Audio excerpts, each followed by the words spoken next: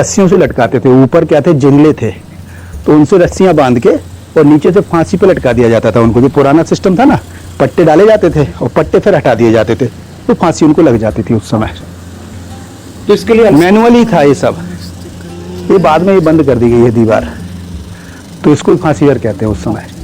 तो देखिए सर, अभी आप जिस जगह को विजिट करने आए हैं, झांसी को, प्रेजेंट में ये बड़ी सिटी है, 85th रैंक है among the most popular cities of India, क्योंकि इसकी पॉपुलेशन है करीब 5 लाख के आसपास। और एक डिविजनल कमिश्नर हेडक्वार्टर मीन संभाग है। इसमें 3 जिले आते हैं, झांसी, जालौन, ललितपुर। लेकिन आप आए हैं इसके फोर्ट को विजिट करने के लिए, जो कि हिस्टोरिकल इंपॉर्टेंस से बहुत ही फेमस है इंडिया के भीतर। तो झांसी जो ये है, एक्चुअली इसका पहले नाम ये झांसी नहीं था। झांसी को ज्यादातर लोग जानते हैं रानी लक्ष्मीबाई के कारण, लेकिन इसकी हिस्ट्री उससे भी पहले शुरू हो गई थी। अगर आप महाभारत काल की बात करें तो झांसी जो था एक छेदी राष्ट्र का भाग था। छेदी राष्ट्र को रूल करते थे शिशुपाल, जो कि कृष्ण भगवान के कजन थे। लेकिन 11th सेंचुरी में चंदेलाओं ने इसको अपना स्ट्रॉन्ग होल्ड बनाया था। चंदेला जिन्होंने कि खजुराहो के मंदिरों का निर्माण किया था। तो 11th सेंचुरी में झांसी का इंपॉर्टेंस था चंदेला डायनेस्टी के अंडर में। लेकिन जैसे ही चंदेलाओं का डेक्लाइन हुआ तो झांसी का भी इंपॉर्टेंस खत्म हुआ उस डायनेस्टी के साथ में। लेकिन इसका इंपॉर्टेंस, महत्व फिर से बढ़ा during the rain of Maharaja Veer Singh Bundela, जो कि सबसे पावरफुल राजा हुए बुंदेला डायनेस्टी के। और वो 5वें राजा थे ओरछा में, और उनकी कैपिटल थी ओरछा। तो उन्होंने डिसाइड किया था, इस पहाड़ी को पहले बोला जाता था बंगरा हिल, तो उन्होंने डिसाइड किया था कि बंगरा हिल पे एक फोर्ट बनाया जाए। और इसको बना रहे थे वो एज अ चेक पोस्ट, और इसको नाम दिया गया था उस समय गेटवे ऑफ बुंदेलखंड। कि अगर किसी को बुंदेलखंड को इन्वेट करना है, मीन्स अगर बुंदेलखंड की कैपिटल को इन्वेट करना है, तो उसको सबसे पहले झांसी फोर्ट जीतना होगा, तब जाके वो कैपिटल तक एंटर कर पाएगा। लेकिन इसको झांसी नाम कैसे मिला? जब एक बार राजा वीर सिंह बुंदेला अपने ओरछा में महल पे बैठे अपने मंत्री से मंत्रणा कर रहे थे, तो उन्होंने वहां से ऑर्डर दिया था कि उनको कुछ झांसा दिख रहा है इस हिल पे।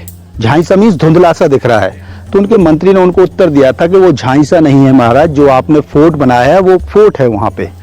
तब से इस जगह को नाम मिला था झांसी। और ये झांसी समय के साथ करप्ट होते होते झांसी में तब्दील हो गया है। लेकिन ये जो झांसी फोर्ट है, पहले तो ये बुंदेलाओं के अंडर में रहा, लेकिन जब वीर सिंह बुंदेला ने इसको बसाया था तो ओरछा से 700 आदमी लाके और झांसी में बसाए गए थे।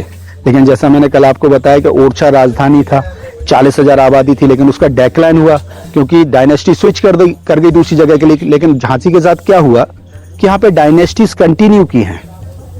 पहले यहाँ पे बुंदेला रहे, दूसरे नंबर पर मराठा, और फिर उसके बाद ब्रिटिश। तो यहाँ की पब्लिक को माइग्रेट होना ही नहीं पड़ा एम्प्लॉयमेंट के लिए, तो ये जगह फिर ग्रो कर गई। अन्यथा 17th सेंचुरी में झांसी ओरछा से छोटा था आबादी के लिहाज से। झांसी की आबादी 700 या 800 थी और ओरछा की उस समय 40,000 थी। लेकिन वहां से जब डायनेस्टी स्विच की तो सारी पब्लिक भी माइग्रेट कर गई।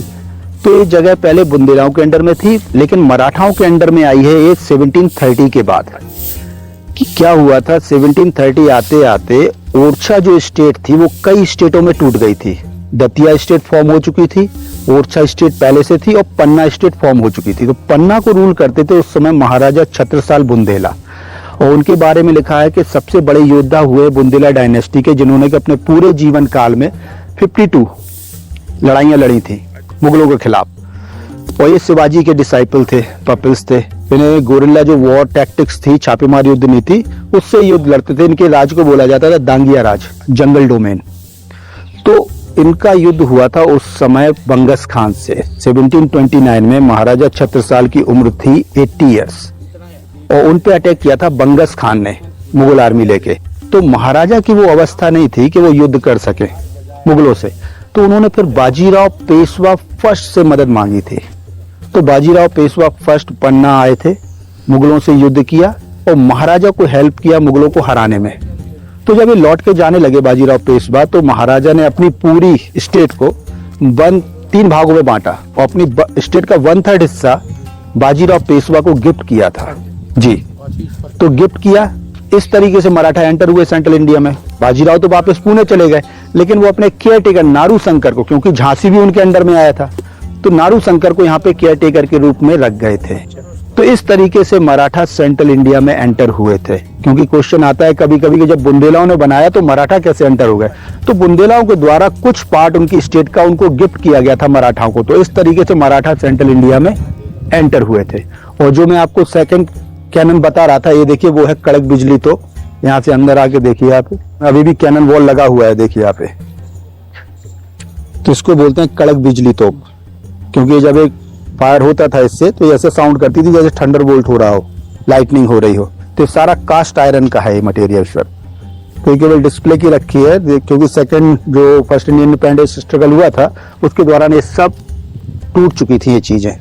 मोस्टली फोर्ट का पार्ट भी टूट गया था। अभी जब आपको अंदर ले चलेंगे तो उसमें आपको गोथिक आर्किटेक्चर भी देखने को मिलेगा, क्योंकि बाद में ब्रिटिश ने इसको रेनोवेट भी कराया फोर्ट को, क्योंकि after 3 days of casualties most of the part of palace was destroyed during that war, टूट गया था, तो उसको रेनोवेट किया गया। लेकिन ये जो वॉल्स आप देख रहे हैं सब 17th सेंचुरी की हैं। ये मैरलॉन्स वगैरह हैं, मैचलॉक्स हैं, होल्स वगैरह, ये सब मस्केट्स वगैरह के लिए हैं।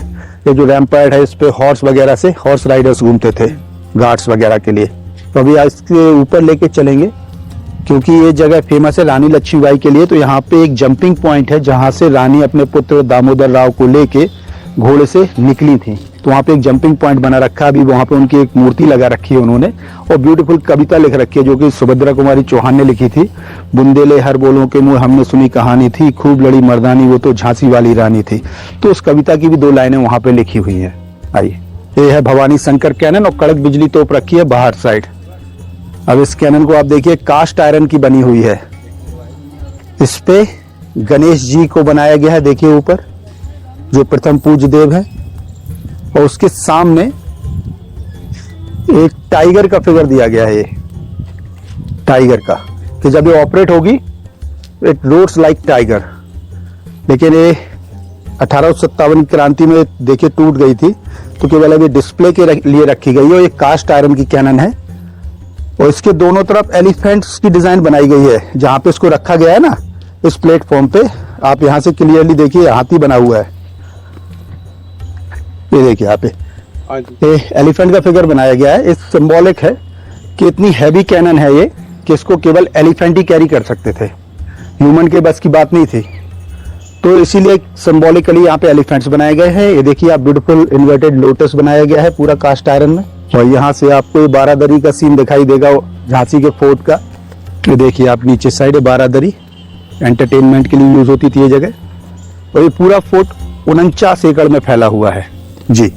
ये देखिए मशीन गन्स हैं जो कि सेकेंड वर्ल्ड वॉर में यूज हुई थी।